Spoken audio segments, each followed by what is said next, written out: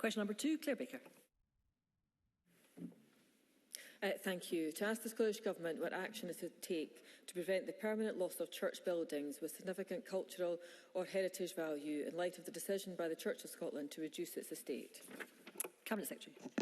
Can I thank Claire Baker for her question? And although decisions about church closures are, of course, decisions for the churches themselves and not for Scottish ministers, I'm keen to ensure that the cultural value of these sites is appropriately considered during any decision-making and that appropriate planning regulations are applied.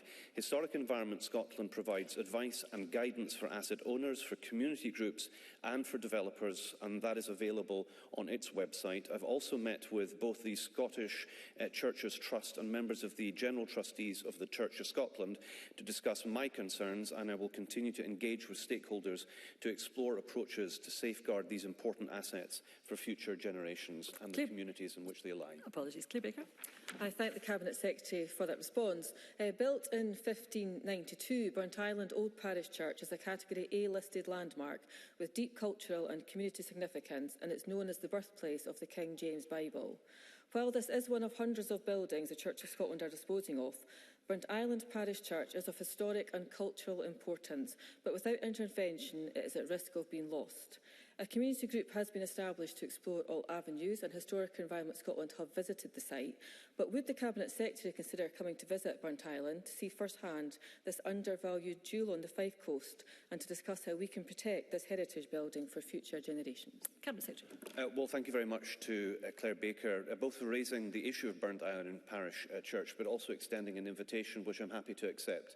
I think it's really important that communities, in understanding the options that they have for the future use of churches, are best advised by those whose job it is to do so, and that is, in this first instance, for Historic Environment Scotland. But I am happy to be apprised of the situation, and I've seen some really good examples of potential new church use, and perhaps some of those are options that are currently being explored by the community themselves, and I'd be happy to hear about that. Supplementary, Murdo Fraser.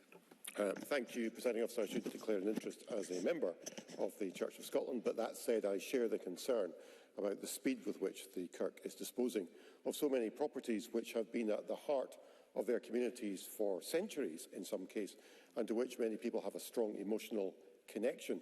I'm certainly aware of community groups across my region who are interested in acquiring these historic church buildings, but need time to put together a business case and to raise the funds, and are concerned at the speed with which the church is putting these properties on the market, and are worried they will not have that opportunity because a delay is not being built into the process. So can I encourage the Cabinet Secretary, if he's engaging with the Church of Scotland, to encourage them not to force this process too quickly, and where there are community interests who want to express a view that they might want to purchase, they are allowed time to put that together so that these assets are not lost to the communities that they serve. Cabinet Secretary. I think Murdo Fraser makes a very good point. So firstly, there's the issue, the accelerating rate at which churches are being disposed of across denominations. And incidentally, it's not just the Christian church, there are other faith groups that have been disposing of property because of societal change and so on. I think everybody understands this. So firstly, we have this rate which is increasing, and then we have the specific point that Murdo Fraser raises, which is about the speed of disposal, and that may happen too quickly for communities to have the option to be best advised. So firstly, I'd like to give him the assurance that advice and information is available, and that is available through the website of Historic Environment Scotland. As we heard from Claire Baker, there has been involvement with other community groups. If he has specific issues about specific sites, specific communities, I would be really grateful if he can forward that to me. I'm having an ongoing discussion with the Church of Scotland and with other denominations to best understand what we can do here, because if this is an accelerating process, then this is going to present an even greater challenge and potentially an opportunity too, but we have to make our way through this process as well as we can.